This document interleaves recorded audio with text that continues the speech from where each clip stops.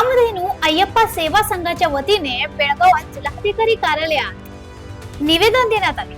मध्य प्रदेशात 14 गोरक्षकांना जन्मठेपेची शिक्षा सुनावण्यात आल्याच्या पार्श्वभूमीवर त्यांना लवकरात लवकर जामीन मिळावा अशी मागणी या निवेदनातून करण्यात आली। हे निवेदन जिल्हा प्रशासनाच्या वतीने जिल्हाधिकारी कार्यालयातील अधिकाऱ्यांकडे सादर करण्यात आले।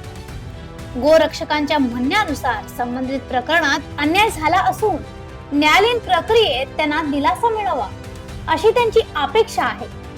परवा दिवशी एक 8-10 दिवसाच्या मागे आपला मध्य प्रदेशमध्ये 14 गोरक्षकांवर मध्य प्रदेश सरकार जन्मठेप शिक्षा दिला होता। त्यांनी का चूक केलेले म्हणून तुम्ही त्यांना शिक्षा दिला हे अजूनपर्यंत आम्हाला समजेना।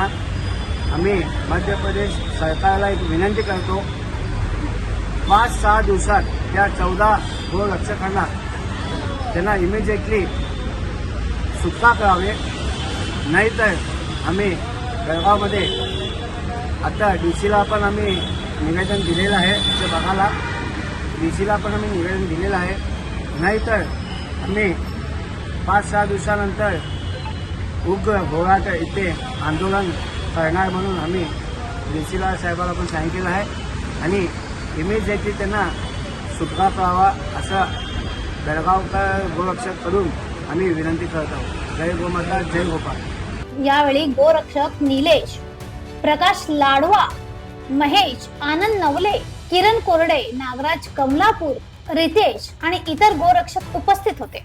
अशा आणखीन अपडेटसाठी फॉलो करा वॉइस ऑफ अनुग्रामला।